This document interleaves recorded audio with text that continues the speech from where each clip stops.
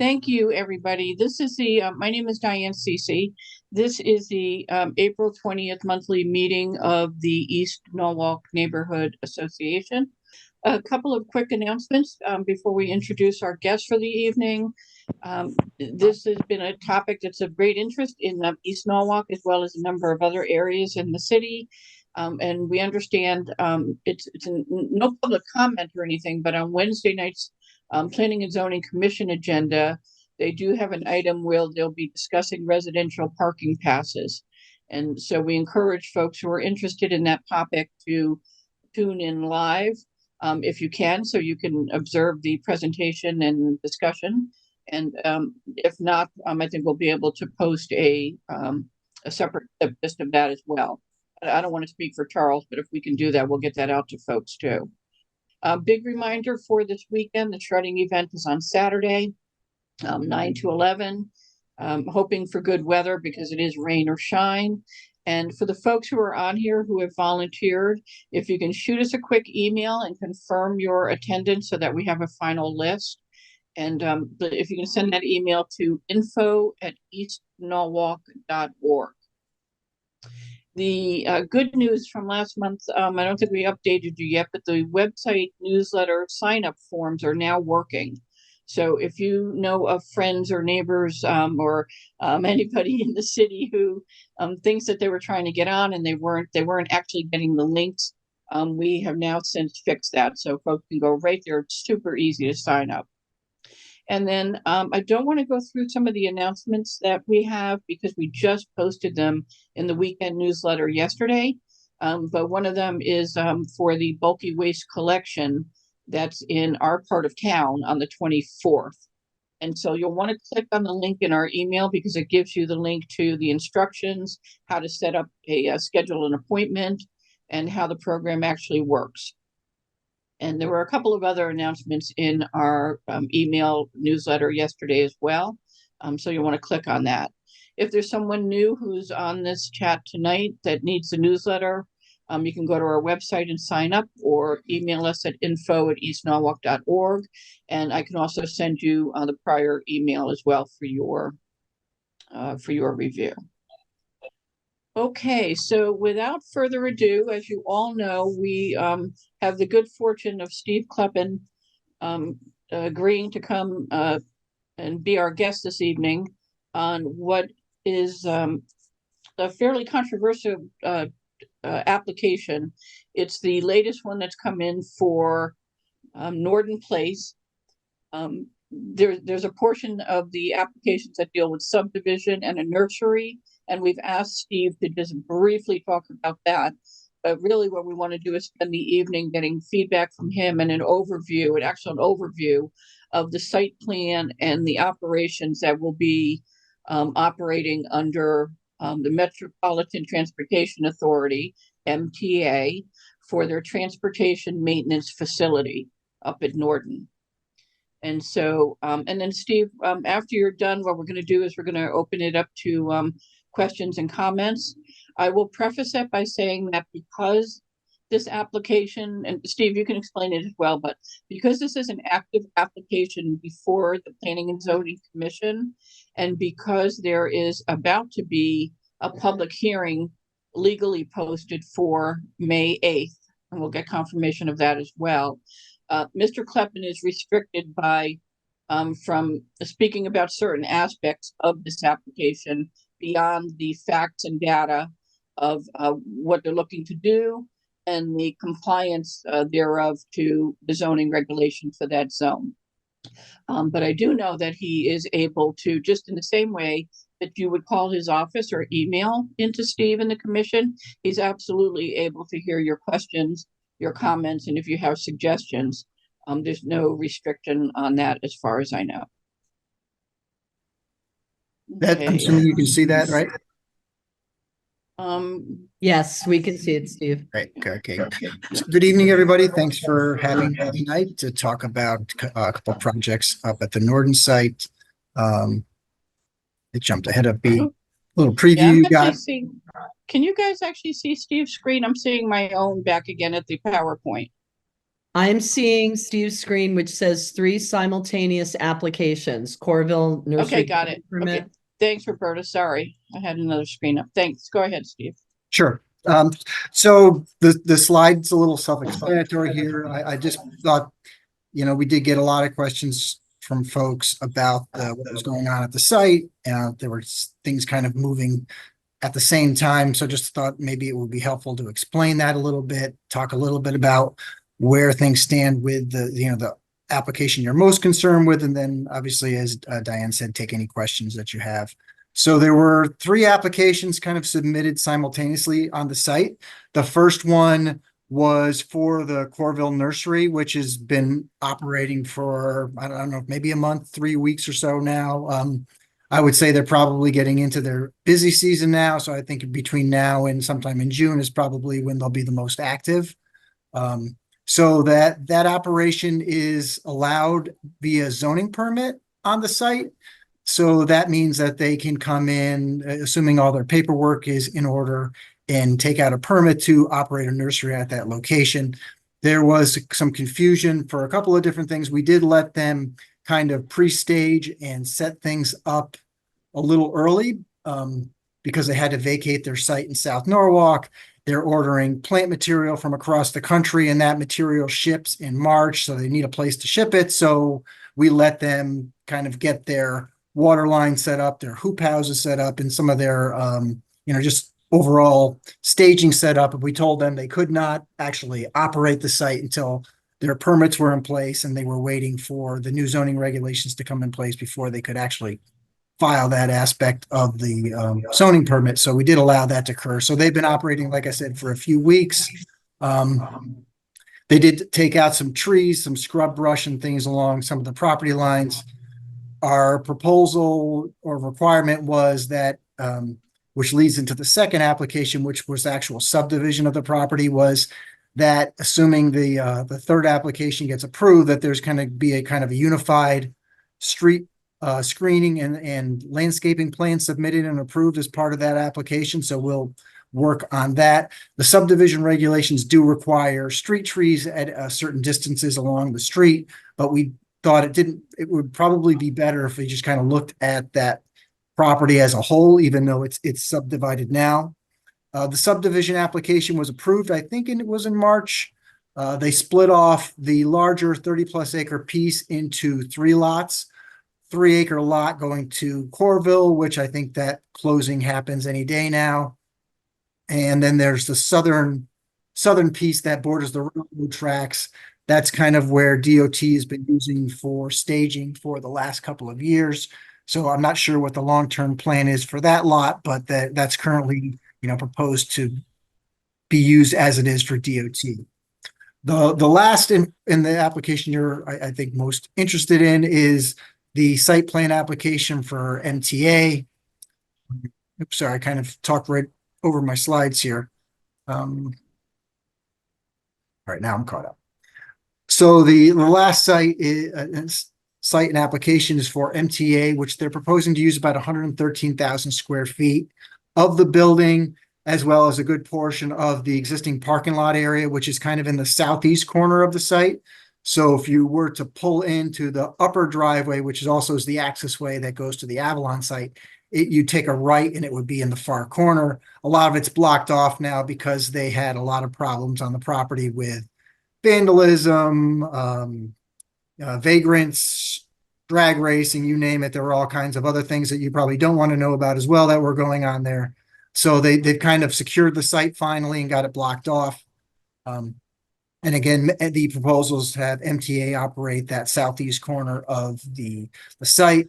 The application was submitted under the prior zoning regulations. And a site plan application, I mentioned a zoning permit. So that's really the last stage, and that's kind of the easiest threshold for an approval by the city zoning wise. The second one is a site plan application. So this is basically by law that site plan applications have to be approved, provided that the application itself is consistent and meets all the regulations that we have in the books today. So the specific site plan standards, and probably the two that are most relevant, probably the first one being most relevant of the two would be related to stable traffic flow. Obviously, when the warehouse distribution center was proposed a few years ago, truck traffic, volume of trucks was the big concern by the city and obviously by you folks. So that's also, obviously we knew that was going to be a concern coming in. So we've hired, I say we mean the commission, the city hired a second party to do a peer review of the traffic. They submitted a traffic study as part of their application. You might have seen that we got probably about 10 applications right at the deadline for the new regulations to come in. There was another application on not East Avenue, Main Avenue, which was the former BJ site that we also knew was going to be a significant traffic concern for folks. So that one also had peer review. So we asked AKRF, who's our peer review consultant, to kind of look at both of them, start just doing a quick overview of things and see what's missing, or see kind of like a triage approach at first, just to get a sense of what was missing. Kind of at the beginning of this one thing that jumped out at us was that the MTA piece of it's pretty straightforward in terms of the volumes of vehicles, and they laid out how that's going to flow and operate. But they really neglected to mention what was going to happen, if anything, for the rest of the building. To their point was, well, there's nothing proposed for the rest of the building, so we're not going to really deal with it now. But our concern was, well, if that lingers for so long, eventually they'd be able to take credit for zero traffic output from that portion of the building. So we wanted them to program that portion of the building and rerun their analysis as if there was going to be a user in there. So that's kind of the phase where that's at now. So our peer review of that phase is coming up. And so we're hoping to have that piece of the analysis this week. And as soon as that is complete, we'll get that posted, and then folks can have that. As Diane mentioned, the public hearing on that application is scheduled for May 18th. That will keep that date unless there's something that pops out of the peer review that raises some kind of red flag that they need to go back and do additional analysis, and they're not able to really get that completed or to our satisfaction, in time for the May 18th hearing, but May 8th hearing. So at this time, we feel that that's probably going to go forward. So here's the kind of the second grouping of requirements for site plan approval. Most of these are pretty obtainable most of the time. And number 6 is probably also relevant to you folks as well, that, what is really the traffic impacts for the area? And some of those also in that section relate to impacts on the neighborhood in terms of, is there noise from the traffic? Is there going to be excessive light? Is that operation of the site going to be screened sufficiently from neighboring properties? So those are all things that we've asked the applicant to go back and look at.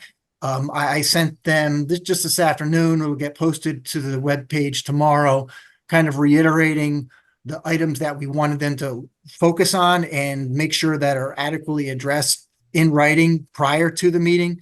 Their traffic study does talk about the types of vehicles, how many vehicle trips are going to be going out, how many vehicles that is in total, because they kind of average.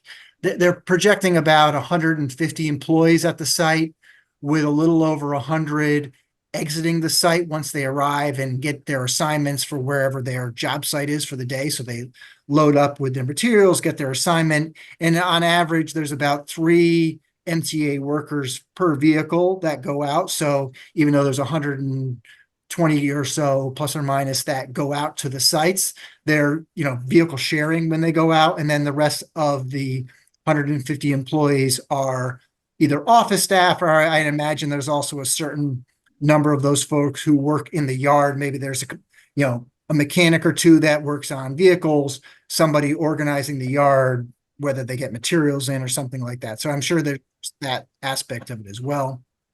There have been zoning violations. Steve, can I just jump in here just for one quick second? Sure. And then just for anybody who has their hands up, we're just asking to hold your questions until Steve is through. And then I'm sure we can keep this up. So if he needs to bop back to something that he referenced that you have a question on, we'll be able to do that. The question that I have for you though, Steve, is I know that early on we spoke about ENNA going to be submitting a fairly significant list of questions and clarifications. We chose not to do that piecemeal in terms of the segments of this application, and we've really been waiting on the third-party peer review and any other documents that are being posted. So I just want to give you a heads up that this list is becoming fairly comprehensive. It's in an Excel spreadsheet, and I think we're up to like 8 pages of things that need to be clarified, but some of it may be clarified by the additional documents that you are going to post. And then just one other thing, because I'm also confused myself. When we're looking at these standards that you're showing us now, some of them do look very familiar to our other favorite, the special permit editions. Yeah, there is there's a lot of overlap between the two. The big difference between this and the special permit standards is the special permit standards have, and I can pull it up if you were needed me to, but they're more objective standards because the special permit process allows the commission to have some discretion. And whether those would actually hold up in a court case is a little, I guess, depending on the judge. The special permit ones are a little bit more subjective. Exactly. And these are objective. It either meets your specification in the code or it doesn't, pretty much. Yeah. Is that fair? Yeah, that is. And the last point I was going to make on this slide was number 7, was I said there were several zoning violations in the past. The last time staff went out and inspected it, there were no zoning violations at that time. I can't say that that's the case today, but that was the last time we went out and inspected the site. But and I think as the of big thing yesterday, was there was an RV that was still there with people living in it. So whatever that you think the remedy was to illegal housing in RVs on the property on the 14th, we have overhead pictures of that in one of the corners of the property. I'll talk to Chief Walsh tomorrow because they were monitoring that pretty closely. I know they had trouble with one RV that was like a whole eviction thing they were working on, that it was more complicated than we would have thought. But I'll double check with the chief and see what the status is. If they've been out there, I haven't talked to him about that site, but I can touch base with him tomorrow.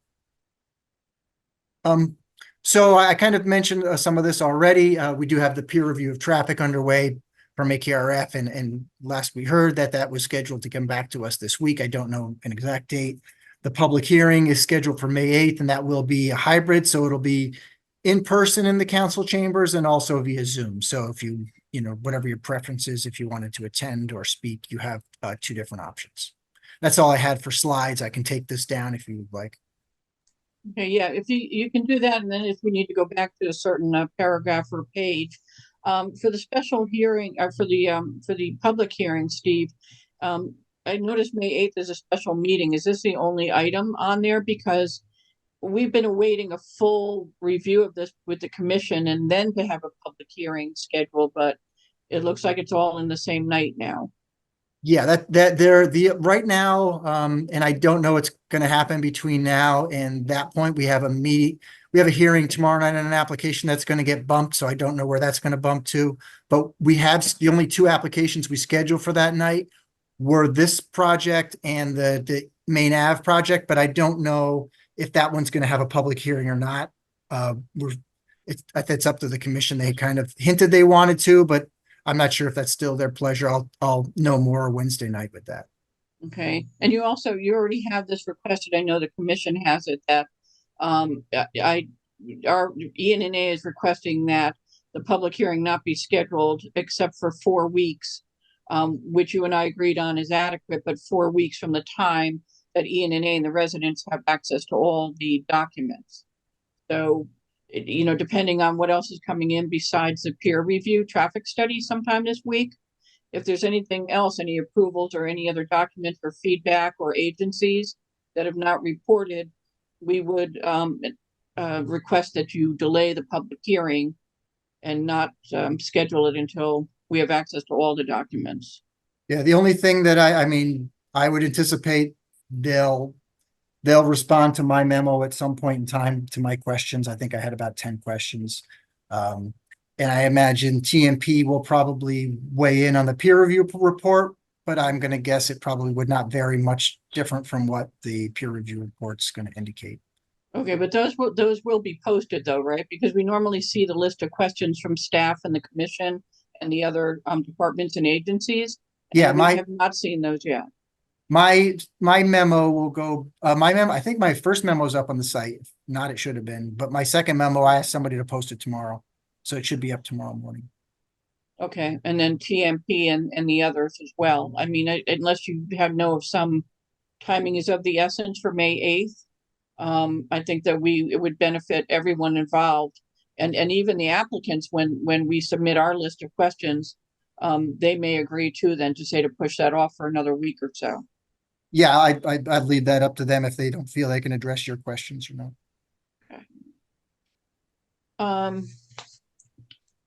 Okay, is there anything else you want to share about this application or site before we get into some of the resident questions, and then we can get into some of the general questions about the operation as well? Yeah, fire away. Okay, so Roberta, there's- can we alternate back and forth between chat and hands so we can? Sure. Okay, thanks. We can totally do that. Let's start with the hands. Right now, it looks like Judy's hand is up, and she also had a question in the chat. I don't know if she wants to do both of these at that time. That would be good. I don't remember what question I put in the chat, but I'd rather do the question. Okay, the question you put in the chat was, does Corville own the property they are operating on? Well, Steve addressed that. Okay. He said they're going to. Is that correct, Steve? Yeah, they have, I have got to sign a map for them, and then they have to file it, and then they have to close. So it should be whenever I get. But they will own it. Yeah. All right. My second question then is, will the MTA own the? No, they won't. They'll be leasing it. No, yeah, unless he's going to make a condominium out of the building, I think they're just leasing the piece of. All right. So let me get into my real question. You said this is the use is in compliance with the existing zoning regulations that were in effect at the time it was filed. I believe that's what you said. Correct. All right. I've been having problems understanding all the changes in the zoning of the Norden property. All right. The original zoning was with that restricted industrial. And then there was the zoning consultants you hired that said they'd have to do a separate study about what should happen with the Norden property. And that study was not done. Is that correct? Correct. All right. Can you tell me why it wasn't done? Was this process that we're talking about now already under discussion? The subdivision and these tenants? No, I mean that we've been talking to MTA. It's been off and on probably for 6 months. We're kind of approached the city with, hey, what do you think, kind of thing. But has been at my history with this site, it's been kind of, I say this is probably as far along as I've seen them with a significant application. Most of the time it's been, we hear this is going to happen and then it doesn't happen and they go away for 18 months and then maybe something pops up. All right. Well, I'm just trying to understand what regulations were really in effect when.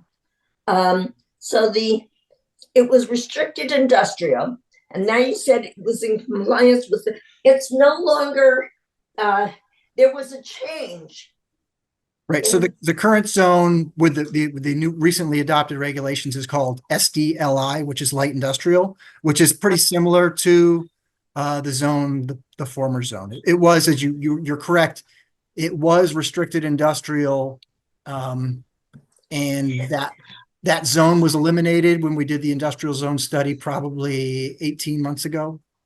All right, but there must have been an interim zone somewhere that Yeah, allowed it this use. it went to the light industrial zone. There was a heavy industrial and a light industrial and a restricted. Restricted was eliminated. That site was put into the light industrial, and now it's SDLI, which is light industrial. All right. So, So you're saying that under the light industrial, this use would have been permitted? I couldn't quite hear the You're last piece. under the light industrial zone, this use that the MTA is planning to make of it would be permitted. Under the old regs, I was kind of trying to get to when you were talking about looking at the new regs and looking for a similar use. That it would take me a minute to try to go back and. All right. Well, Steve, I can hop in there too to say that in the new regulations, there isn't a use that aligns now with what the transportation maintenance facility was.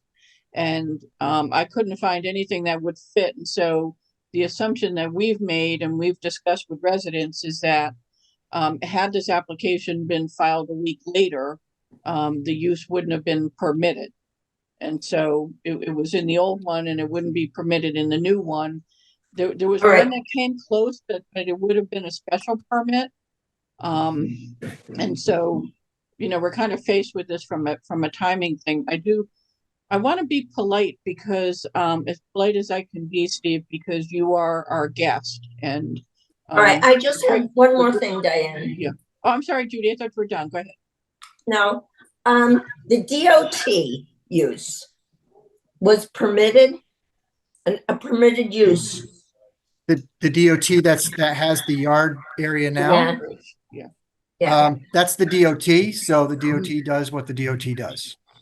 I know, but it was leasing the site. Yeah, I don't know the exact arrangement they have with the property owner. All right. Well, now the MTA is going to be leasing the site unless they take title. Yeah, so they're two different things. Just because DOT's use of the site is related to the walk bridge and broader improvements along the rail line, I understand. The MTA is going to be using it as their kind of local headquarters, a local yard to facilitate all their buildings, whether in tracks and different little projects they have in the area. So what will control the use of their property? Will be it the zoning, the Norwalk zoning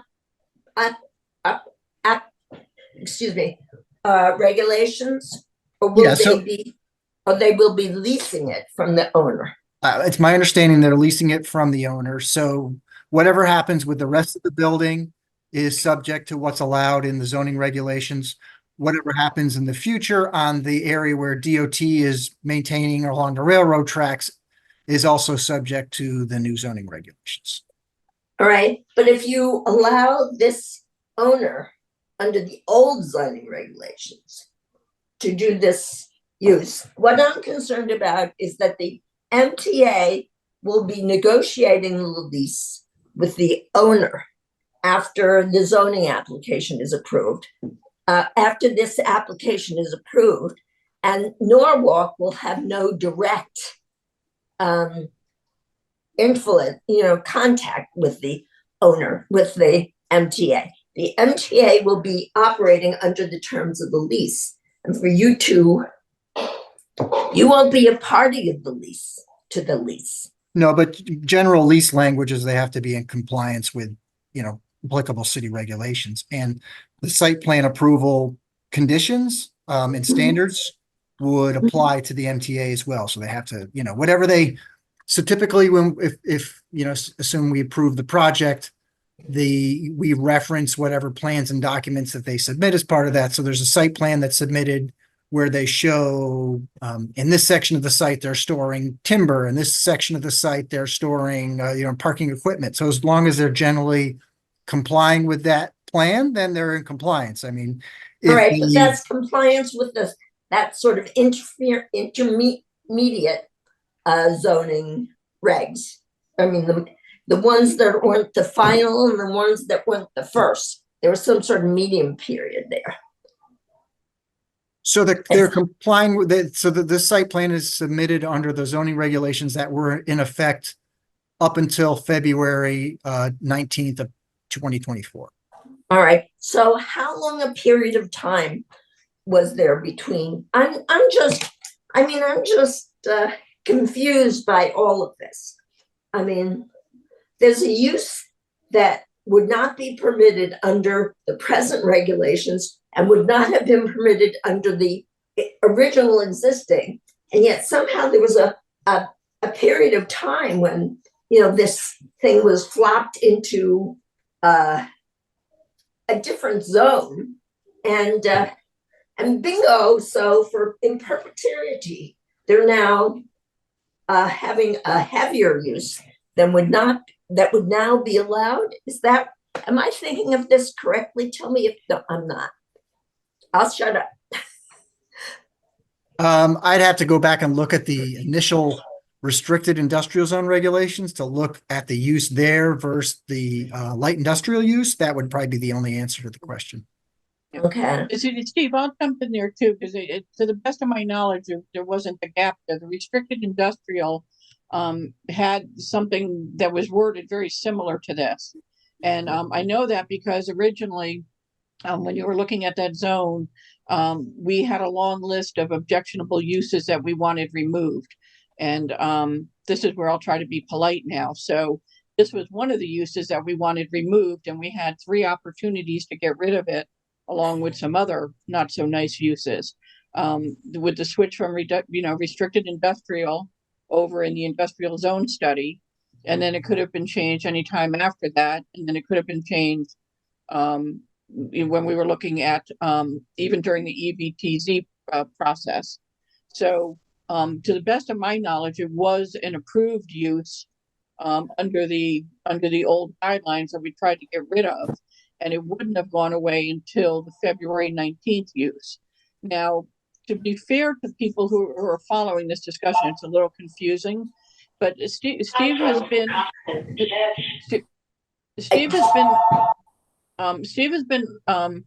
honest and upfront, talking about the fact that while this whole zoning rewrite that happened throughout the city and all the zoning regulations were changed, he did know that there were going to be specific developments and uses that were kind of on the back burner while these applicants took their time to consider under which of the 2 scenarios would be best for their clients, either the old regulations prior to the 19th or what was being built into the ones after the 19th.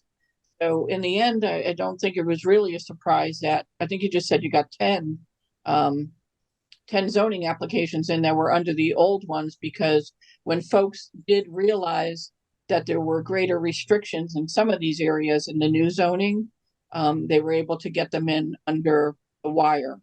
But it is unfortunate that we missed the opportunities to get rid of a use like this when we had the chance to do it, and we feared that this was coming in, and now it's in.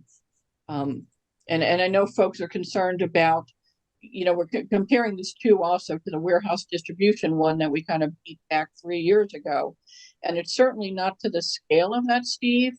But if you look at all the objections and the concerns that were raised from traffic, environmental, safety, pollution, impact on the community, when you go down the list, it's almost a 1-for-1 match. It's just a little bit, it's just less intensive in terms of some of the number of trucks. And to Judy's point, since the use is approved and you have a leasing tenant, I'm not sure what would restrict them from expanding the use, because the parcel is huge and the building is huge. And so once you're approved to either to expand an existing use, I don't think that that's a real hard leap for them to make. So if you want to speak to that. Can I ask one question too, Steve, so it's clear? Craig Beneroff Properties is actually the applicant for this, along with the current owner of the building. Do you know if his purchase of the building and that part of the parcel is contingent on his getting approval for the MTA operation? I don't. That'd be a good question for them. I don't. I mean, that's a lot of times those are, like I'm sure MTA won't sign a lease until they know they have an approval with the city. That's typical with any kind of contract purchase, that nothing is signed or nothing is agreed to until they have all their approvals in place, because otherwise they're stuck if they've gone to that next step.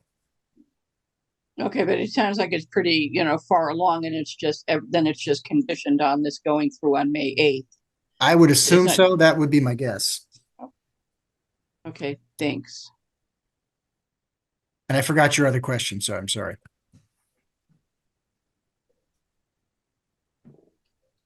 Oh, you're muted, Diane. Oh, Diane, unmute yourself. Oh, I was saying I had another one. I'll come back to it. I see some hands up in some chat. Yeah. Roberta. Okay, we're ready to move forward. Okay. Judy, you can put your hand down if you want, or we could do that for you. There's a bunch of other things going on here. There's a comment. There's a comment from Greg Payne. It's actually doesn't look like a question, but Greg, if you do have one, jump in. Site plan standards refer to traffic, parking, etc. I would be very interested in hearing about noise. The MTA operates some very large machinery. So yeah, I think that's in the standards too. And that was one of the questions we posed to Attorney Suchi was we asked about, there's kind of white noise beepers versus like the typical backup alarms, which are very loud and can be pretty piercing. So we've asked them, I don't know, MTA, I'm sure, considering they're a governmental entity to some extent, that they're going to have more specific rules as opposed to an individual contractor that we might be dealing with. So I don't know if we'll have as much sway over them, but we've asked, and that's something the commission will probably push them on as well. okay, great. And I think too, I think that we should be able to get a better understanding of that from the applicant, Steve, because it's in their documents, they indicate that this is not like a new facility startup. It's a consolidation of a number of existing terminals. And so that we should be able to get an exact list of not just a guess of the equipment and whether it's diesel and how it operates, and then also where the employees are coming in from and to, if they already exist. Another question on our list, just to give you a heads up, Steve, is we've heard someone on the commission or someone in the city mention new jobs being created. And to the best of my knowledge, these are all existing jobs that are simply being transferred in. So we do have a question for the applicant on how many, if any, of these are new job creation for the area. Okay, Christina's hand is up. Christina, you can unmute yourself, please. Hi, thank you. I'm not sure if my question should be asked today or if I should wait for the public hearing. So if you don't mind, I'm going to ask some questions, but if you think they should wait for the public hearing, please let me know. Is that fair? Fair to me, sure. I watched the presentation, and the map that was used on the initial site proposal, it does not include the street that I live on and my neighbors. I live at 3 Heron Court, which is right behind Norden. So it's Norden, the tracks, and then Heron Court and Heron Road. And the map that the lawyer was using during the presentation did not reflect these streets. And I feel like that's doing an unjust. And then currently, the lights and the noise, I get that inside my home from Norden. And when we talk about the screening, right now there is the only barrier between, Heron Court and the tracks is a fence that my condo association put up, but there is no screen on the back of the Norden property. When we talk about screening, is that something that, is it 360 screening around the property, or is it just on the front street? No, I think would be 360. So that's something where, again, I haven't seen it from your vantage point, but I would recommend putting a letter in addressing your concern and say, what can they do about screening that location? Now, I think I'd have to go back and look at the map again to see if the DOT lease area is between your property and the broader piece, that could impact their ability to screen right along the property line. I'm not sure if they could also look at screening along the lease line between DOT and where MTA is going. Okay. The next question I had, if it's okay to move on, was that according to the application, that Norton was or the MTA was requesting access to the train tracks right there. They want to be able to move their trucks from the Norton property directly onto the tracks and possibly use it as a train stop for MTA workers. I feel that is outside of the zoning property, right? So I feel like, you know, what they want to do is have direct track access so they can put their pickup trucks with their full alarms going up the tracks. And I don't feel like that's something that is, you know, right of way on the zoning of the land. Is that something you could comment on? If I just, I'm not sure if I understand your, Sure. So yeah, I understand what you're saying about that they'll access it, that piece I Mhm. understand. But I don't understand the zoning type. but is direct access to the tracks something that is in the existing zoning permit in the existing documentation in terms of I feel like that's something that they're requesting access to, and I don't think it should be granted in terms of they want to open up the back so they have direct access to the tracks. You've got, you know, that Halstead Avalon property right there. Kids could just be walking on, you know, through what they want to open. And then also the noise, every single time they put a pickup truck onto the tracks, all those alarms go off on the truck. And, you know, it's a very residential area, those where the tracks are. And I'm just, you know, it's kind of threefold, right? It's the fact that they want to access the tracks from their property, and then they want to have it opened up so they can access, and then the noise that they're going to create when they do access it. And I feel like that is sort of outside the scope of what they're currently zoned for. Yeah, I don't think that would be something we'd limit. I mean, I don't know how often they would do that because I'm thinking, They've asked for it, though. no, I know, but I'm just thinking from a operational standpoint of the rail line. If you have trains that are on whatever schedule they're on, and they're, you know, they have to, the trucks can't be on the same line, obviously, when the train's coming. So I'm assuming if there was a repair or an issue within a certain distance of the yard, that it might be convenient for them to pop on and off there. I mean, on the plus side, from a traffic standpoint, it takes those vehicles off the road and puts them directly on the rail line. So that alleviates a lot of concern that we're hearing. But I mean, I'd be a question they'd have to answer about how often they anticipate that occurring.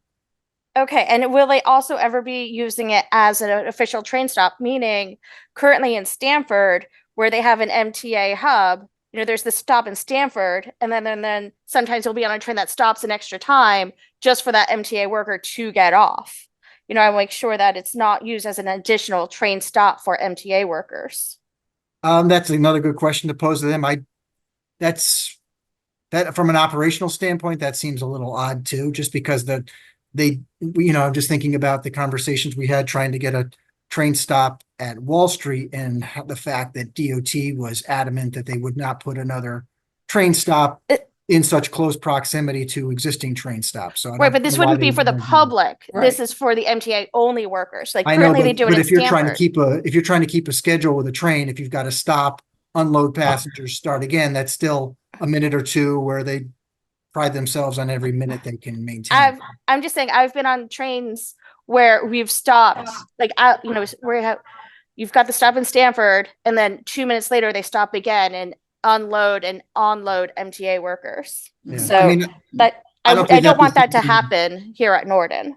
Yeah, I don't think that's anything we would necessarily, I'm not sure how we deal with that from a zoning standpoint, but to me, if that takes somebody off the road, that's probably a good thing to have somebody pop Yeah, off the but- train and walk to their job is probably a pretty smart thing. Steve, I'm going to jump in, and Christine, you can continue that, but let me jump in and say two things. That somewhere in the initial traffic study report, they do talk about the possibility of availability of a shuttle going to and from the East Norwalk station. So that may be one of these mini buses or something that they would use. Steve, in terms of you saying that that might not fall under your purview though, and I agree with Christina, this would be a problem. What we don't want to do is eliminate or mitigate an issue in the neighborhood with trucks going through for some neighbors, but then dump that on our friends and neighbors over on Heron by saying it's a good way to get these off the road than to use the tracks. So I would be concerned about it. It should be, it's not clear in my list of questions, so I'll add it here as well. But I suggest that Christina also send it in. The reason why I think it is under your purview, Steve, is because your review of the site plan specifically goes into entrance and egress of the southern and the northern driveways. And they're very specific about how things will be coming in and out. So I think it is under your jurisdiction then to question any other possible route that they intend to use for either vehicles going in and out or people. Yeah, that's fine. I mean, I would say that's a question to pose to them, but I would, something I think would be smart planning if they did that regardless. And so if you could get the question, to them, either, using the list we'll send, or if you're keeping your own, as we're talking, that would be great, because the applicants, I think, owe you an answer on that, as well. Another concern I had was how the application calls for storing gasoline outside on their site. This means that they're expecting large fuel deliveries and the pumping of gas into their storage container.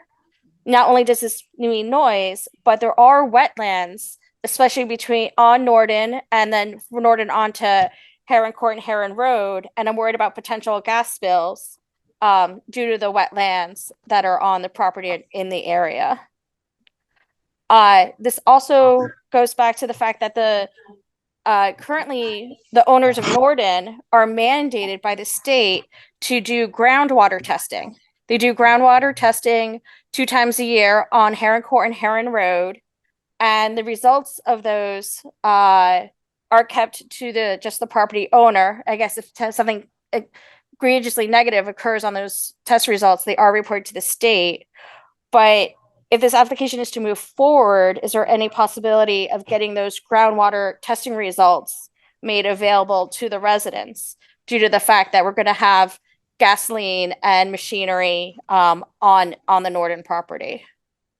I don't know about with the existing issues. I mean, I know there's some pretty significant cap contaminated areas from what I've heard on that site based on what the prior operations were. Yeah, I don't know. I could ask. I don't know. Okay. And then going back to the cars the fleet of cars that they're proposing to store on the premise, I'm concerned with in the mornings having them idle, keeping the engine on while the car's sitting in place, especially during the winter when employees want to warm up their cars. And of course the environmental impact as well as the noise on that. Is there any sort of regulations or caps that can be put on for idling cars within their fleet? I can't, from a zoning perspective, I would not try to impose that kind of condition because I can't be out there watching them every morning start their trucks and start their cars. I don't know if there's other regulations outside. I don't know if there's any ordinance language that deals with truck idling or vehicle idling. Like there might be some other laws outside of that, but I don't know if that's the best zoning's not the best vehicle for that. There are regulations at the state, and I believe at our ordinance level as well, for no idling. The problem is it's difficult to enforce. And again, Christina, thanks, because we have that on the list. Not just in the winter for warm up, but we suspect for both the truck vehicles and the car vehicles, their personal vehicles, they'll be, warming, they'll be idling and starting them up for air conditioning as well. So we don't see much relief except for maybe a couple of months a year. And because this site is kind of off the beaten path, what ends up happening a lot with enforcement, and Steve knows our frustration with this, it's enforcement by neighbor notification or snitching. And it's left to the neighbors to do that and then file the report. And then by the time somebody gets out there, they're not idling. Any of these things that where it really falls to the residents to try to police, especially after hours and on weekends and holidays where there's virtually no enforcement in the city. Maybe save for police. And one of the things we always encourage you to do is take pictures and video and audio whenever you can, so that those after hours when people seem to be a little bit more, lenient, knowing nobody's watching, that you have to do that. But I still think, even with this operation, Steve, it's the type of thing, it's not in the zoning code, but it's the type of thing that, we really would look to, I know you're getting a new zoning inspector as well, to look to just kind of make periodic unannounced drive-throughs through this facility and make sure everything is on the up and up. But the idling is something that absolutely can't be tolerated. Some of you will remember the very extensive engineering report that was filed with our objection to the original Norton application for the distribution and warehouse center. And that was very extensive in terms of not only the poor air quality that exists there now, but the potential to add any of, more diesel or fine particulate pollutants there would really be detrimental to the children and the families there. We have the nursing home and elder care there as well. And so this is something that we definitely want everyone to hone in on. Just summing up my last comment is, again, just basically with the noise and those alarms from the trucks when they have to back up.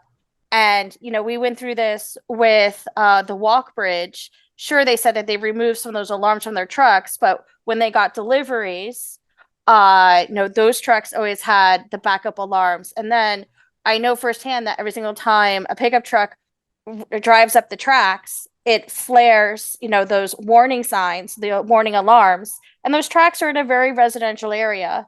And now, you're allowing Norton, the MTA, to have personal access directly onto those tracks. And I'm very concerned about even the kids from the Avalon place, being able to walk right onto the tracks. Mm-hmm. If it's all opened up. So thank you very much for your time. Christina, thank you. And if there's any way to recap that and get it into Steve and also into ENNA, I think it would be helpful. Sure, I'll email it over. Okay, thanks.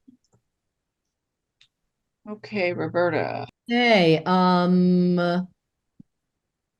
the next in the chat, because we're going back and forth on that, Lisa Roger asked a question: how long would the MTA lease be for, minimum and maximum? I think Steve already mentioned that he didn't have access to that. Is that correct? I have not seen the lease, no. Right, got it. Okay, so Lisa, that's that question. I see that Judy has her hand up, but we just gave her the floor for a while, so let's move through here a little bit more. We'll get back to you, Judy. Mimi has a bunch of things here. Mimi, do you want to talk or do you want me to just read your comments? Oh, Mimi may not be here anymore. Maybe she doesn't want to talk. Here are her comments. One, how is it possible that an MTA truck fleet route was found by TIG and Bond's traffic analysis to have no significant impact on state designated safe routes to school, Strawberry Hill Avenue corridor, ? How do 600 plus employee commuter vehicle and truck fleet vehicle trips per day have no significant impact on children who walk to and from school along the fleet route? Why did city staff already discuss making concessions for the applicant to widen the turn radius and eliminate a traffic calming raised median to accommodate tractor trailer trucks and larger fleet trucks at the corner of Fitch Street and Strawberry Hill Avenue? Steve, can you address those questions? So the first couple, some of the assumptions in there so that is part of the peer review process. So that will all get evaluated, and we asked them to, I know in my memo, asked them to look at the 3 schools on that stretch of road there and see when their anticipate vehicle arrivals and vehicle returns are, how they line up with the anticipated school start and stop times, see how that lines up and if there's any issues there.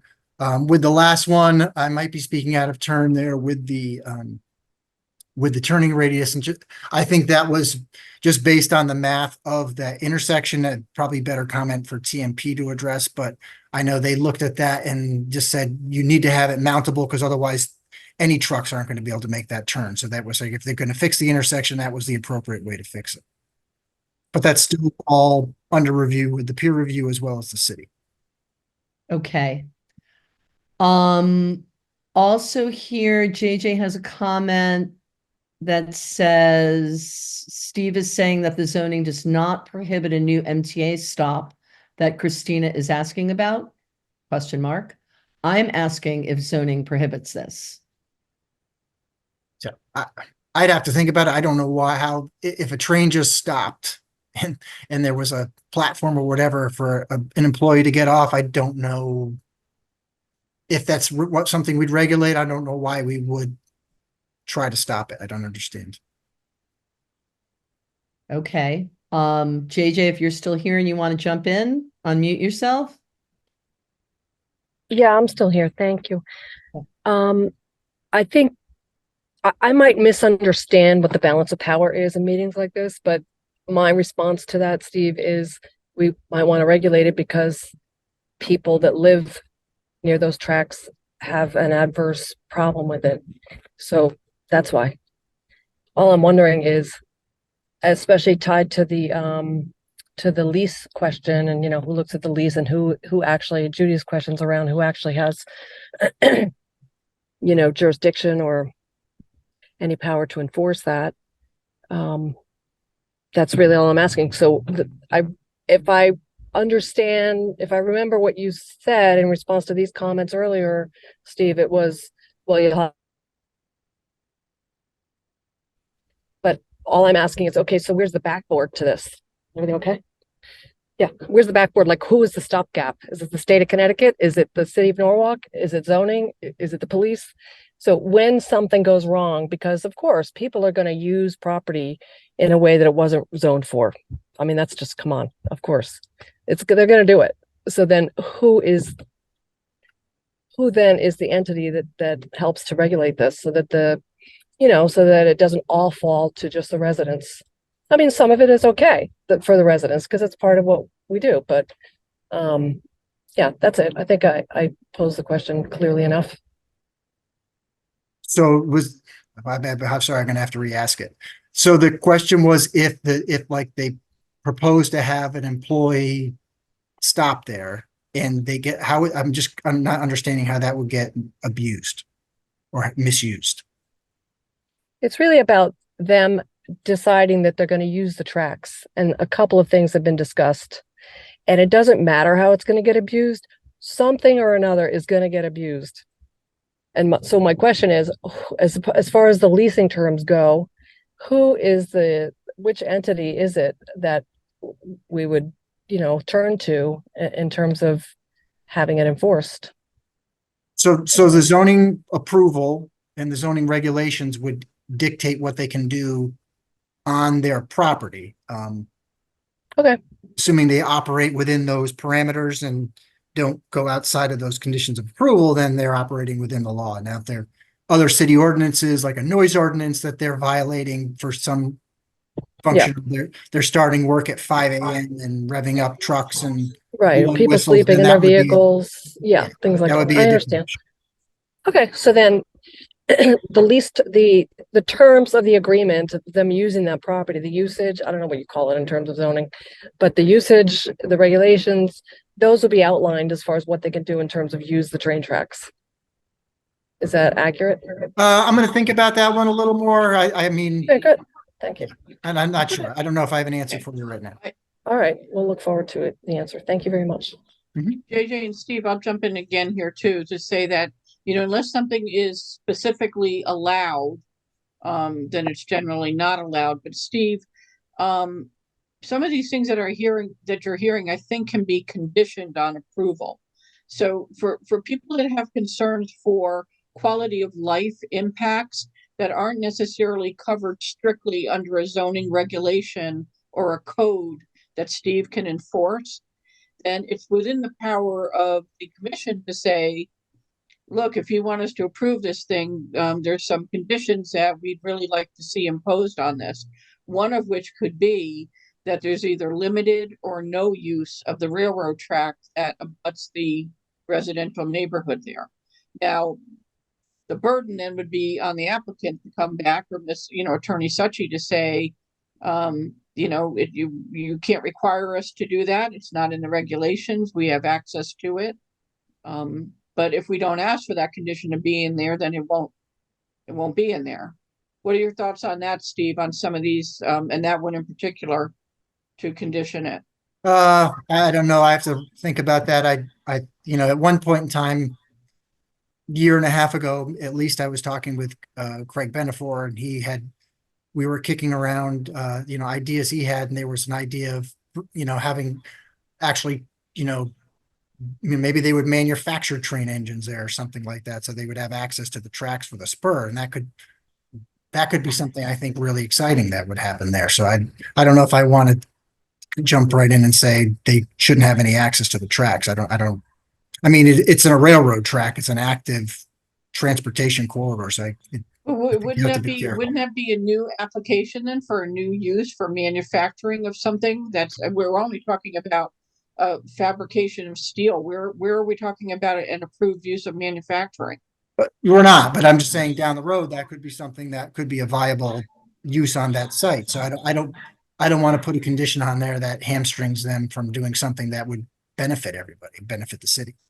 Okay, well, we do. And maybe specifically because the applicant is Mr. Beneroff,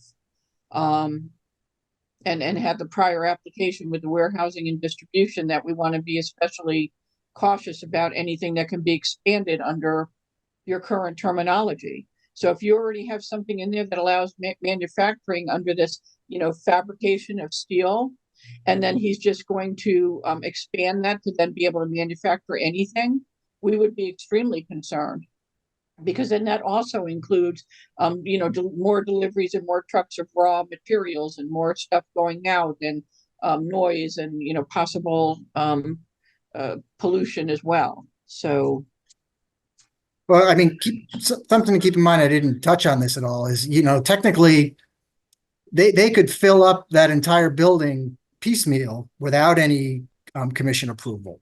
I mean, funny you it mentioned would that, take them actually, probably take them 20 years to find Yeah. that many tenants to fill it up, but they have that ability to do so. Well, it's funny you mentioned that, because one of our questions in the ENNA list, and this came from a number of people too, is the fact that they're only using a small portion of that building.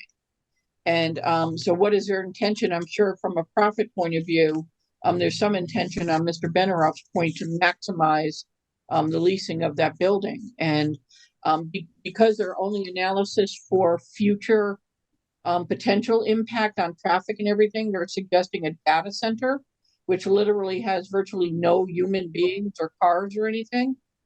We are concerned about the fact that he's purchasing this large parcel and building, and hasn't identified how that's going to be filled out. So thanks for pointing that out.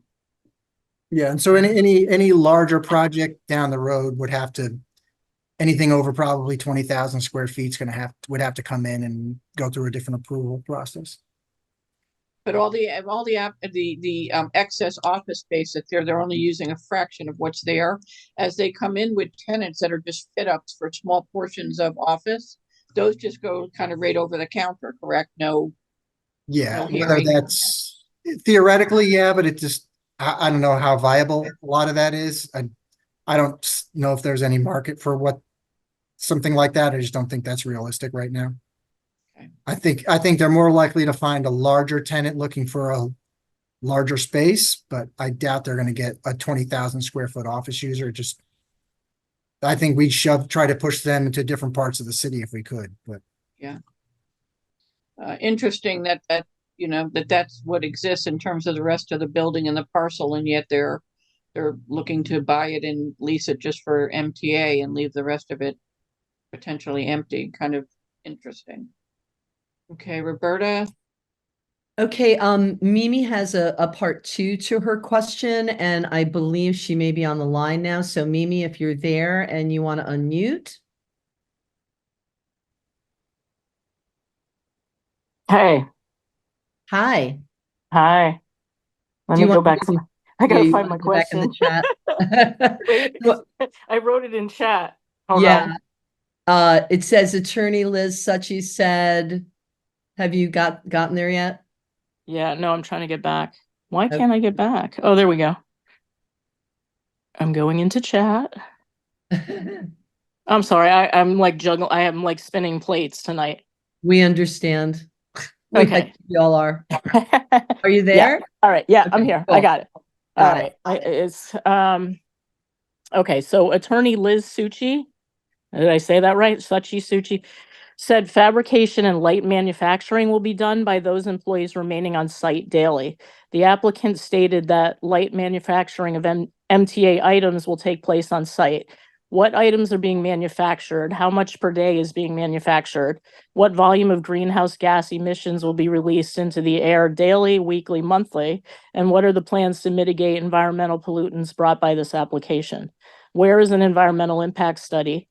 Between the traffic pollution and industrial pollution this application will bring, it's imperative that residents get more data on how much pollution they will be exposed to from a legal standpoint.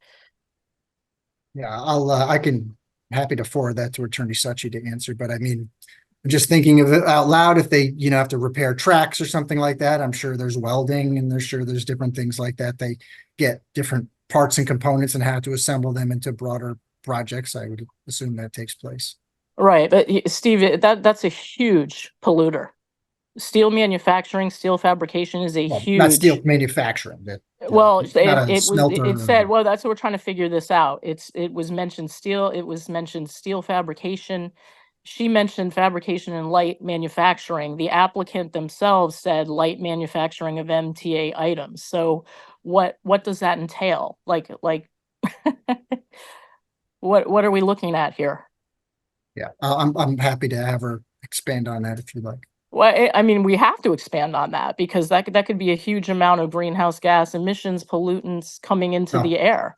that I would think be I also, think we need to know about that, actually. I would think too, the Planning and Zoning Commission would want to know about that too before a vote, which is Yeah. coming up. If you're voting on this at May 8th, which is like right around the corner. I think we really need a lot of answers to these questions. yeah, so there are obviously EPA and air guidelines, and I'm sure they're not running afoul of that, but I'm happy to pass the question. I really think we need to know the volume and what is being produced on a weekly basis.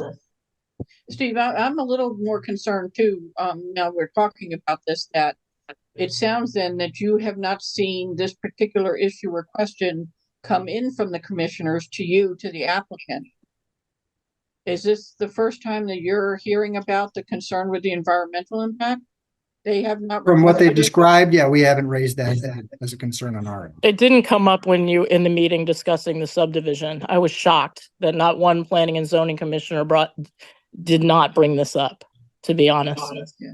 I think this is another great example of why it's probably not the best idea to have the applicant's presentation on May 8th, followed by public hearing, followed by a vote, when there's going to be literally pages of questions that staff, can't answer, in general, or some of these specifics are going to have to go back to the applicant. The applicant's going to have to go back to their consultants, and they're going to have to come back with the answers. And as you know, Steve, sometimes that process can take a week or two, even if they're expediting as much as they can. I haven't heard any question or concern raised that isn't worthy of being forwarded to the applicant as soon as possible. And I think this would give pause to the commissioners, even the bit that we've done so far tonight, to give them pause in moving forward to May 8th. Well, keep in mind too, the definition of manufacturing is pretty broad. So you could be making beer and be considered a manufacturer by our definition. So there's all types of things. So if they're putting, screwing a few things together, technically that's manufacturing and assembly by how we define it. So I don't think it's. So to Mimi's point, it may They said steel, Steve. If they won't answer Yeah, it. The applicant specifically said steel. Right, they could be welding. Manufacturing of putting MTA two items. pieces That's of steel specifically together, what that they would be said. manufacturing, but There's a that's difference not. between steel and Yeah. widgets in some cases, depending on what it is. If it's a And if lighter we- and if industrial we- use, this is not a lighter industrial There's no smokestacks. output environmentally.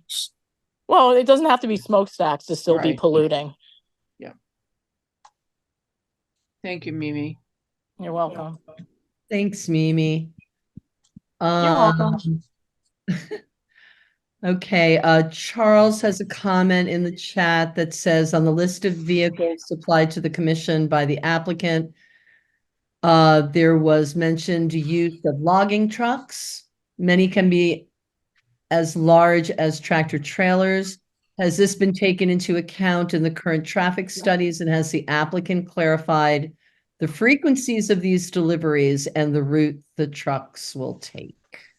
Yeah, those were all asked as part of the peer review and our staff comments back to, they did, in one of the tables in the traffic study, they did indicate the types of trucks and how many they had of each one, but we asked them to clarify that and then indicate their routes and what they're used for and just provide a little more background on those. Okay. Judy has got her hand up and she also has a comment. So Judy, why don't you unmute yourself? And then Christina, I see your comment as well. I'll get back to you after Judy. Judy, are you there? Okay. All right. Let me go back to chat because I tried to put them in chat. I have two comments. One about letting the employees on and off means that the train has to virtually come to a stop, which is very noisy, and then start again, which is even more noisy. I believe in Stanford, there was a lot of acrimony about this.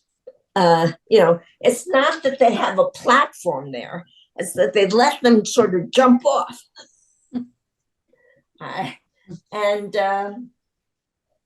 My second thing, well, actually, I have a lot of stuff I'm trying to, is just to point out that the MTA is really run by the governor of the state of New York. Mm-hmm. Yep.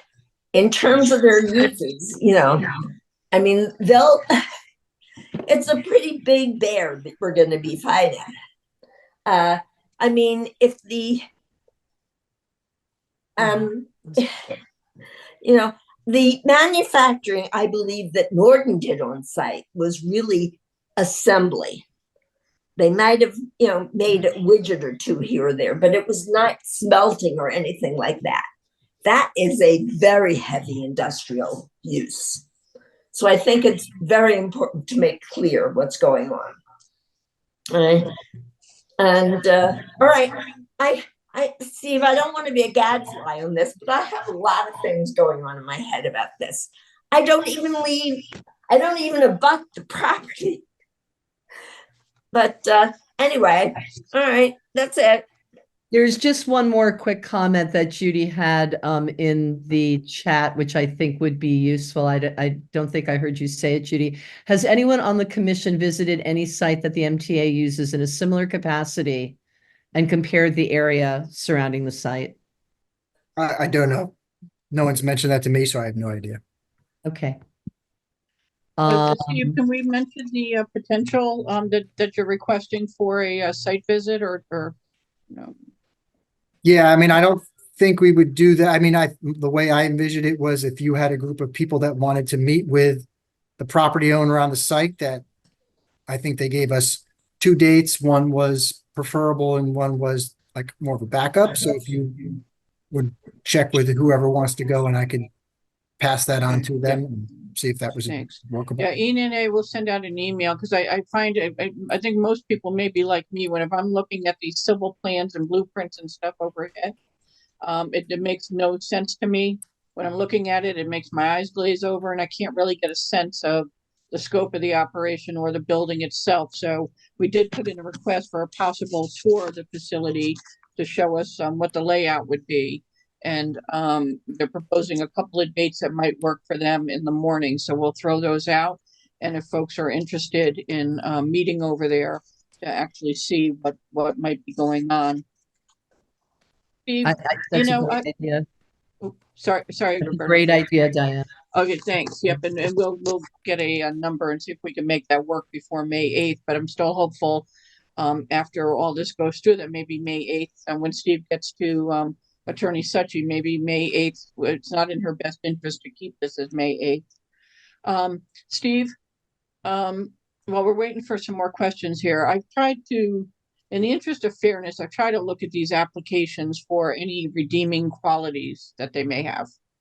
And sometimes it's a stretch, as you know. And I really can't see anything that's of beneficial to not only to Norwalk, to East Norwalk, but to Norwalk in general. And the more I look at this, there really are no redeeming qualities to this. It's serving a regional purpose. It's probably looking here because we're the path of least resistance. Other communities that benefit from this type of maintenance and the work that goes on to keep the rails safe are likely would not have these in their communities, like, you know, Darien and Westport and New Canaan, you know, et cetera, and Greenwich. That's one of the reasons why we want to understand where the existing facilities are that they're now consolidating. Another potential benefit would have been for the creation of high-paying, you know, jobs that have some longevity with it. And I'm also not seeing that either. I haven't seen anything in their hundreds of pages of documents that suggest there'll be new jobs coming into the community. For the jobs that are coming into the community, sometimes the redeeming mitigating factor is the fact that the folks who would be working there, say in the heyday of Norton, for example, while they're there 8 or 10 hours a day, they generally are supporting the local businesses, our delis and you know, laundromats and florists and everything that's within the community. The very nature of this business suggests that these folks are coming in early in the morning.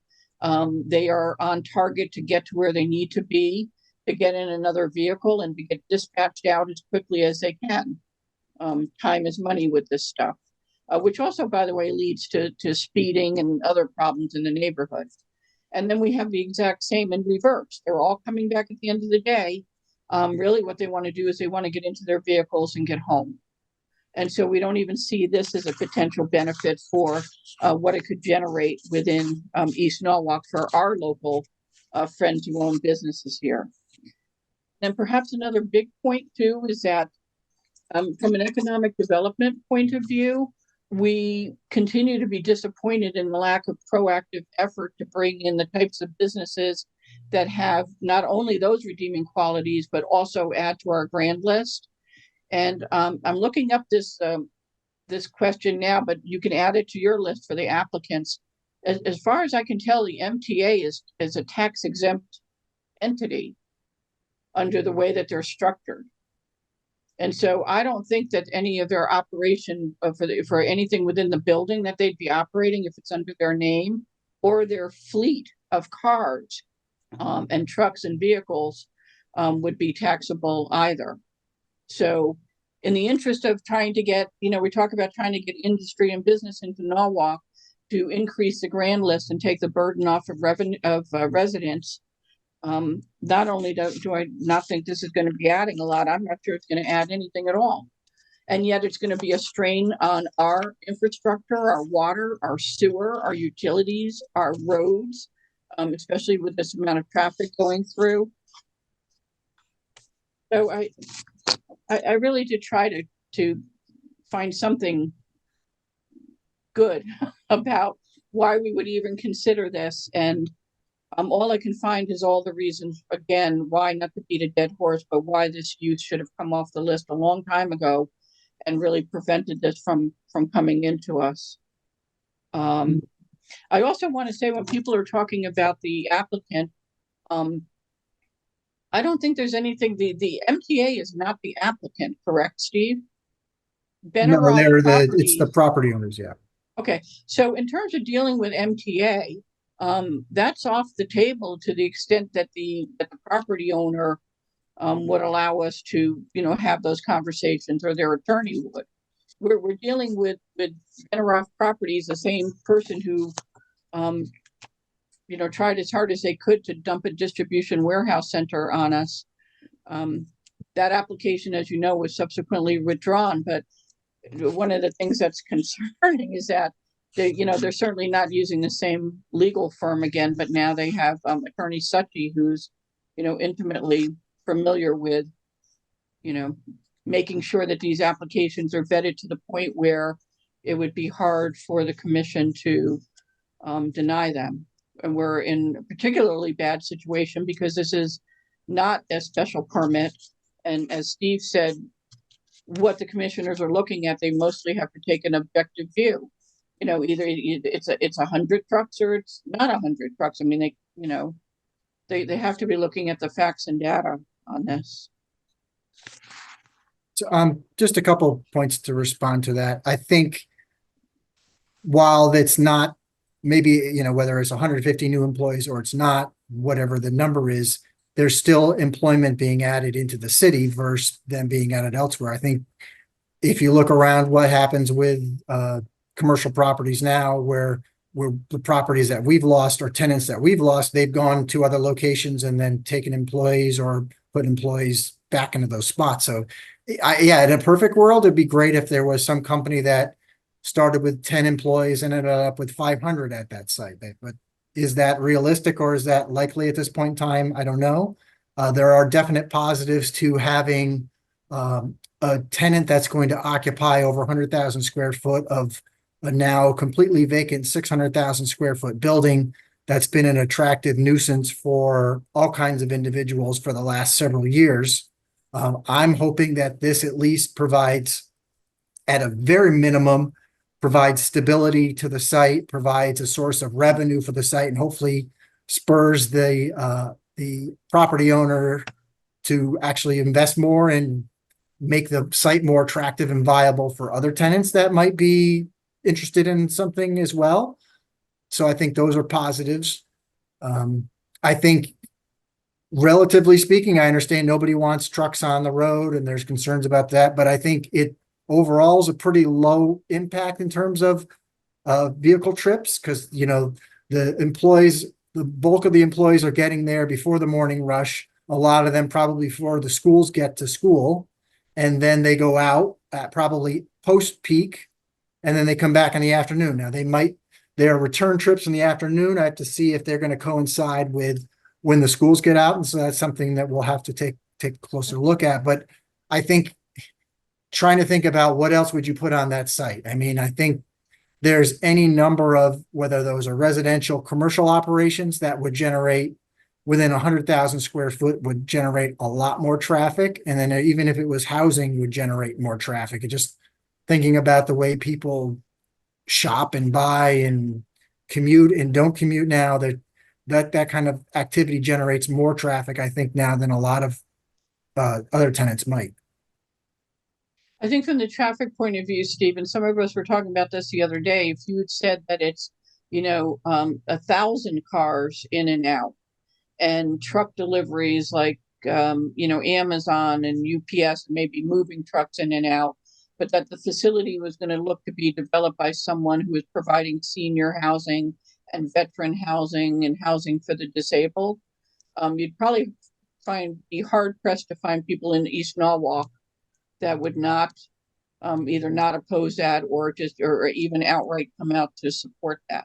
So it is significant in terms of this use. And even though the number of trucks are significantly less than the warehouse center, when you're talking about any of these trucks going in and out and that number of vehicles for that usage at those hours, if you were talking about Martin Luther King Boulevard, that might be a completely different story. Or something on, Westport Avenue or Connecticut Avenue might be different. But don't forget that there's no access to Norton from any direction that does not come through our residential neighborhoods. And if Time Bond engineers and AKRF think that there's not going to be cut through traffic going up Raymond, coming through, all you have to do is cut through Rite Aid, or taking the illegal left on Myrtle, or coming back down Myrtle, in addition to Fitch, to get to and from the highway, then they're just delusional. And they don't address that in the traffic study at all. It's pretty insulting that they talk about having signage available for how to get to I-95, so that it's least disruptive on the route coming down Fifth going to East Avenue. But that's also the most congested part of the road when you come from, the railroad bridge up to the highway. And it doesn't really matter if you have signage, Steve. I'm sure that TMP, Jim Travis, can tell you this, and anyone who lives in East Norwalk can tell you this, that trucks and cars are going to find the path of least resistance. So it doesn't matter what signage you have. Once people figure out the cut through streets that they can get to, they're just going to be impacting more of the residential cut through streets getting to and from there. And again, to no benefit, in my opinion, for all the reasons I stated, there's really no mitigating or redeeming, factors that would lead people to, to step behind and support. And there's a whole host of pages of which, some of which you heard tonight, that suggest this really shouldn't be approved. Yeah, I'll follow. One thing I forgot to mention, I'll follow up. I don't think that the portion of the building becomes tax exempt just because it's MTA.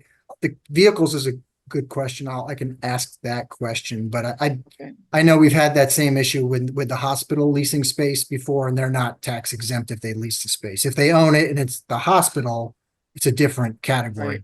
But I think they're what would be tax exempt is all the personal property tax goodies we get from office equipment, computers, filing, all of those things that we would get. They're probably tax exempt from that. And also, I believe, and you can ask the applicant this too, or someone at City Hall, I believe that manufacturing equipment of the type they're talking about in fabrication is tax exempt under Connecticut tax regulations too. Probably dating back to trying to spur industry coming back. So it may be a good exercise for the applicant to see if they can do a baseline of what the grand list revenue could be, on the application. That would just be a nice to have. It's not necessary. You see my point. Other uses that are office and other types of uses, you definitely, you have the benefit of much more tax revenue coming in and less of an impact on the community in terms of the roads and everything. Okay, so we are at 8:34, and I see a couple of at least one hand raised. Roberta, sorry. There's one hand raised, and there's also a few more comments. So we haven't taken a hand in a while. Nicole, would you like to unmute yourself, please? Yes. Hi. I'm sorry. I was late to the meeting because I had another meeting. And you guys probably already discussed this, I'm not sure, but I just really wanted to ask Steve, because I'm really not, I don't understand all the zoning, regulations. I don't understand this district zone for what. But could Norton Place have ever been zoned for residential? Are we saying that it could never have residential in that area? I just want to know that. Yes and yes. There's two parts to that. So the current regulations do allow residential on that property, but it's really subordinate to a commercial use. So it's kind of like meant to help monetize the property. Technically, the city could zone it whatever they want to zone it. So yeah, it could be, but while the industrial zone study said, you might want to take a closer look at this, part of that was with the thinking of maybe that there could be direct access to 95 to that site. But the more poking around we did with that, it just didn't seem like that was ever going to be viable, that we were never going to be able to get direct access to and from the site from 95. So that kind of limits the possibilities of that site. I mean, I think that would change the narrative a little bit if everything was coming directly off 95, but that's not something that was probably ever going to happen. So they could zone it for all residential. I think, from our perspective, there is a limited quantity of industrial zone land in the city, and it's under pressure in a lot of different areas. When we did the industrial zone study, it was shrunk down, both the heavier industrial and the lighter industrial. And the city bought a piece of property for the South Norwalk School, which was industrial land. that Mhm. put pressure on the equation as well. So the idea was this was a, historically been a pretty heavy commercial site for a long time.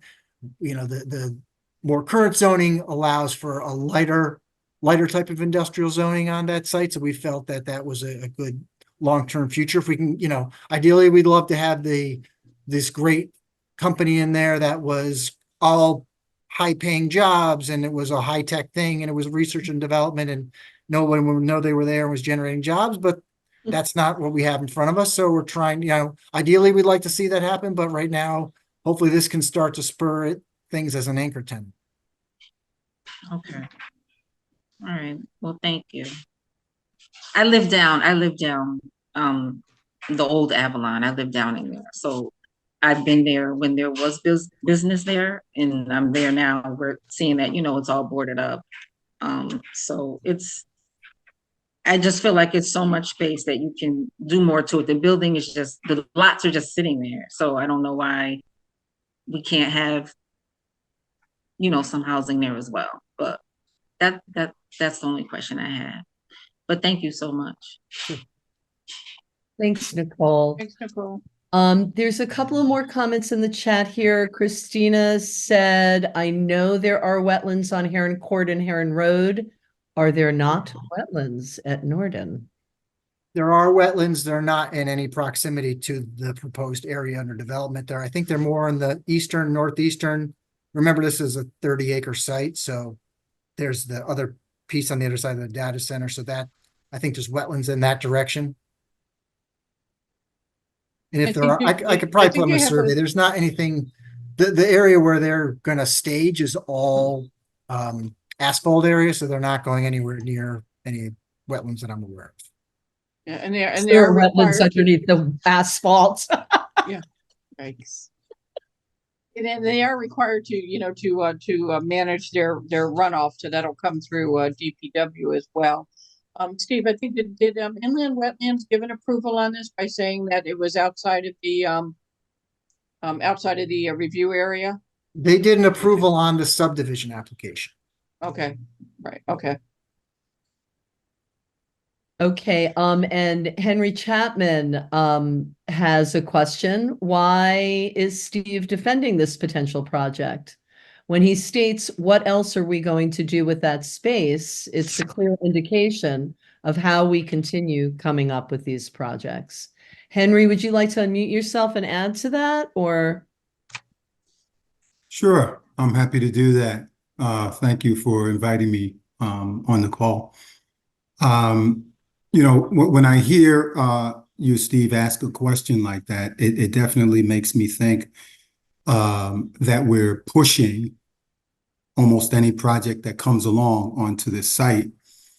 And it also makes me think about, in a grander kind of way, if that's the question that we're really trying to solve, then we could put together a group of people to actually try to solve that question before we take on projects such as this.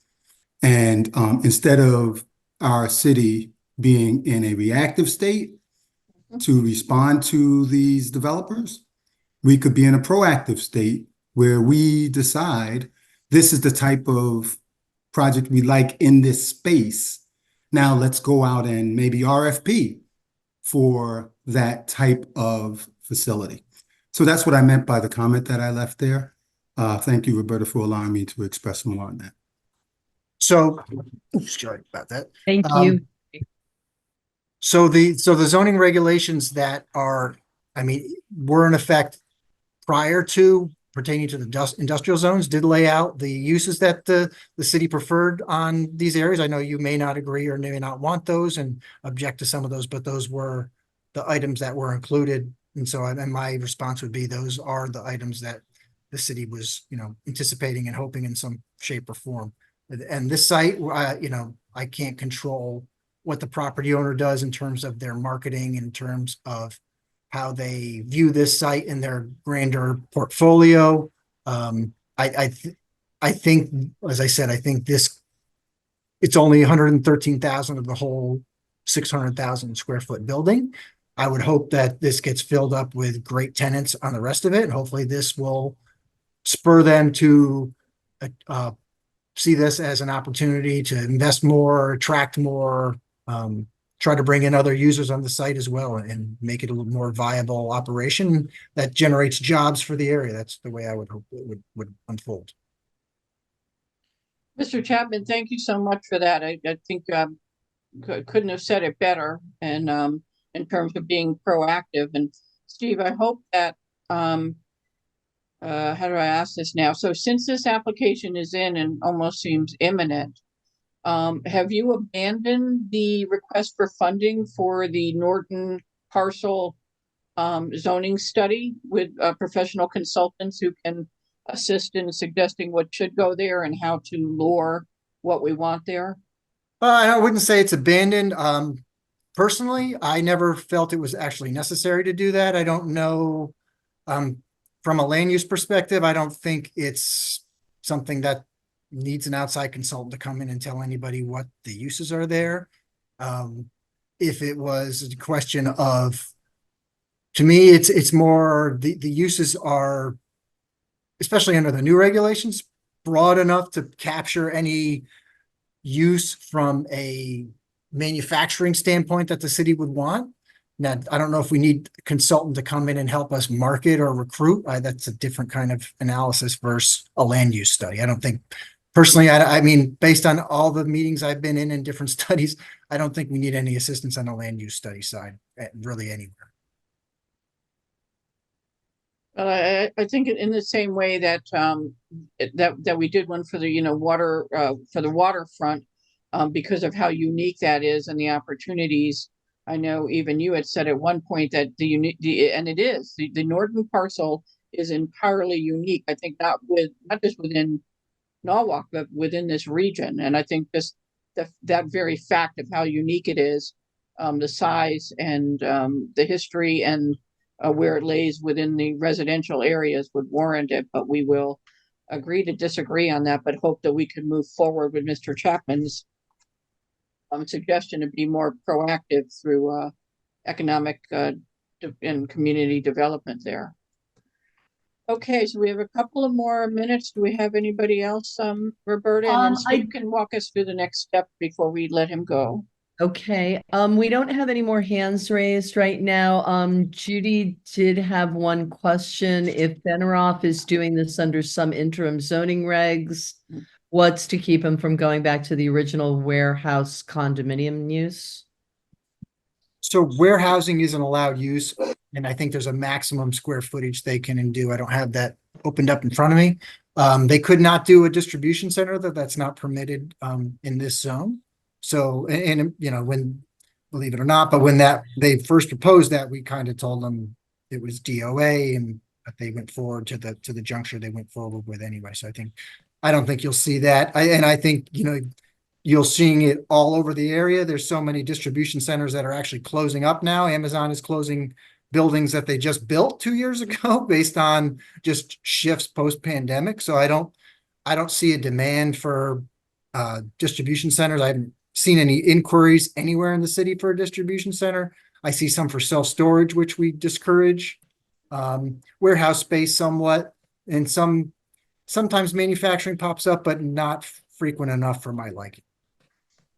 If you were able to take out some of the objectionable ones that we asked for, not all of them, in the new zoning regulations that went into effect February 19th.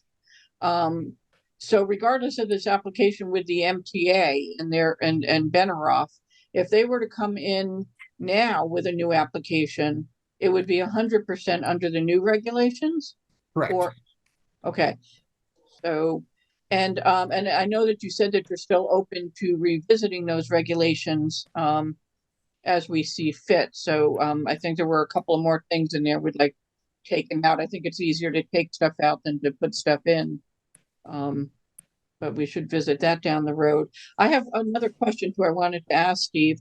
I saw in their application that they anticipate the development plan for completion and occupation in 2025.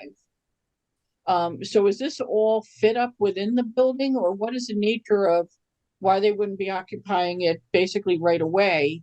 And what's going to be going on between now and 2025? Are we going to be looking at pre-operation? Are we going to be looking at tractor trailers and materials and construction stuff coming in? I read the same thing, and my first thought was probably on certain areas, they may have leaseholds that they may have a lease that runs through 2024. So they might this might just be their next phase or next step to try to consolidate the sites, or they may have commitments on other properties through that point in time. I don't know the extent of, I mean, imagine that particular piece of the building is going to need some work. I don't know if it needs 18 months of construction work. The outdoor staging, I would think that would be pretty quick. It's mostly laying down stuff. So it's not, putting up security fence or whatever, that's pretty quick. So I don't know. I don't think the buildings takes 18 months to retrofit. My guess is it's commitments on the other properties that they have to meet before they can go on to the next site. Okay. If you can, I'll have this in my list, but if you can clarify that, I think it'd be important because we just want to understand how much of that has to do with getting this ready versus what you just said with those other lease things too. And then I think still, I kind of just want to do a sanity check on the 13 special permit conditions that would have been considered had this been a special permit, and maybe Attorney Suchi can respond to those just so that there's some comfort level there in terms of noise and access to the site and everything. I know one of the things they said is they're going to have a lot of their outdoor storage material could actually be wood. I don't know if it's like, wood rail or whatever. But depending on what they're storing out there, we don't want anything that's going to create habitat for, pests and rodents and stuff like that. That's especially, where we're talking about the properties that are pretty close to that aren't going to want to deal with noise, noise, odor, and rodents, which are part of the things that are in the special permits that we don't look at here that much.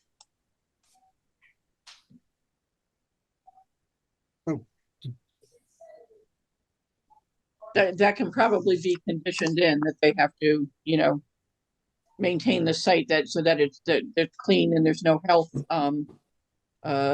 creation of health violations and stuff on the property that could impact the abutting properties. Just as a side I would note. think that would be, I mean, I think the health, if there was like a rat infestation problem as a result of their operation, I think the health department would probably have powers to make them comply or clean. And then the general building stuff too, with generators and testing generators and HVAC, are all the standards for concealing and noise mitigation. Can we just assume that all the usual stuff will be here? Correct. Yeah. So then, any of the generator would have to comply with the setback standards, screened.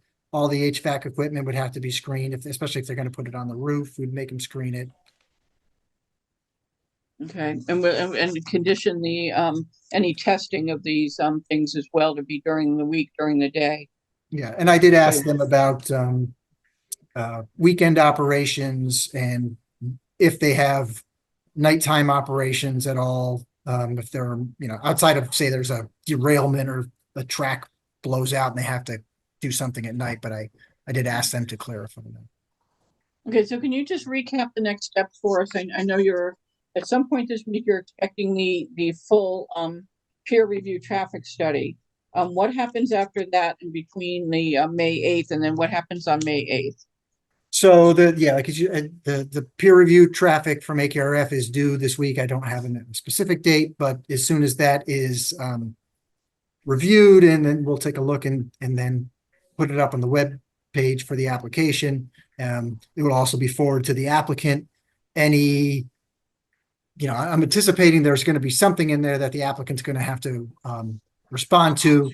I haven't been tipped off that there's any poison pills in there. I did mention the other application on Main Ave. That one had a lot of problems with the traffic report that they submitted. And so that one has issues, but so far they haven't told me there's any significant issues on this application. So assuming that there's not any kind of red flags that would kind of bring the application to a halt, The public hearing will open up on May 8th. The commission, can take action that night. They can keep the hearing open. They can close the hearing and then take action at a later date. So they have a kind of myriad of options around that they can do. Are you going to have Norton as the first application, or are you going to do Main Avenue, which may go on for hours, considering how contentious that last one was? So far, to be honest with you, we had like 3 inquiries from neighboring property owners when that was first submitted. I think after they're I think more happy that the application's a lot smaller than the first one going around. So I don't think anybody's even raising any eyebrows. So if my hunch is that the Norton would probably go first unless the commission decides not to do a hearing on Main Ave and it was just a straightforward site plan application without a hearing, then that one might go first, but my guess is Norton's going to go first. It will be hybrid. You said we can in the council chambers and via Right. Zoom. Yep. Okay, anyone else? There's a comment that I just thought would be nice to read from Ellen Swisher, not a question, but I want to give a thank you to Steve for joining today's meeting. A lot of tough questions have been asked tonight, and it's clear folks are pretty passionate. Anyway, I really appreciate your patience tonight and helping us better understand the proposal and walk through it all with us. Thank you, Steve. You're welcome. That patience is not my strong suit, so thank you. Thanks. Yeah, we like to close every meeting with Steve by saying he is always willing to come into the lion's den. So we give you a lot of credit, Steve. But this group is polite and respectful, and we like to agree to disagree. And there'll be some criticisms of this process and the project, and that's coming. And we appreciate the fact that you are willing to listen and help us out with this.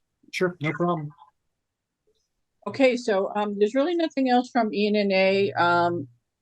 I don't think if anyone, and Steve, if you want to stay on, you can. If you want to hop off, I will stay on for any other neighborhood issues. Our next meeting is May 20th, so that is after the hearing. But if we are able to coordinate something with a site visit with the applicant and their attorney, then we will certainly try to do that, and we'll get that email out right away, because I think that could either be May 2nd, or I think their preference is Monday, May 6th. And we'd be looking for something first thing in the morning, so if people can join in, then you can do this and then get off to your regular life and your job after that.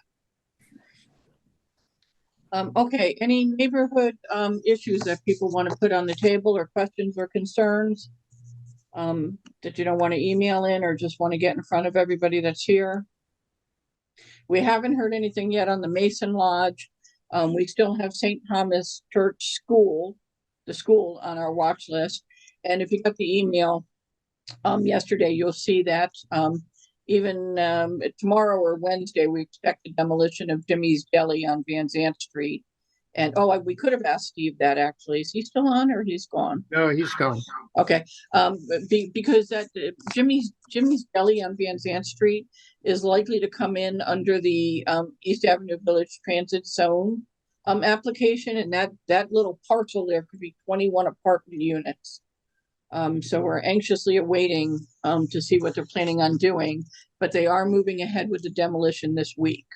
Okay, so thank you everybody for joining. You can see that this what the city considered to be kind of a minor incidental application up at Norton is a little bit more than that to all of the good folks who actually live over here. And so we'll continue with the process.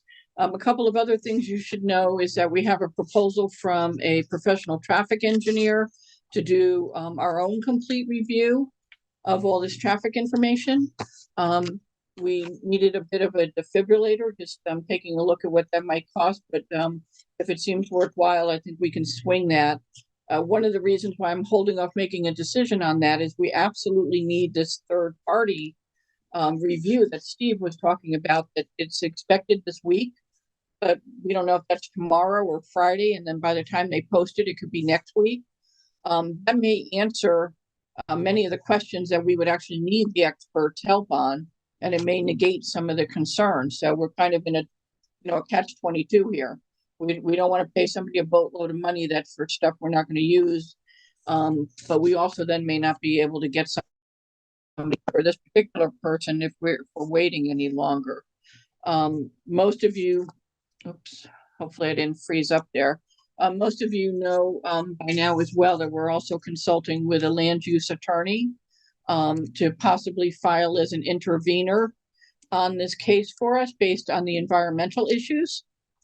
And that means that then we will have the right to, for lack of a better term, cross-examine and be a party to the actual presentation in the public hearing. That's also pending some other information coming in tomorrow.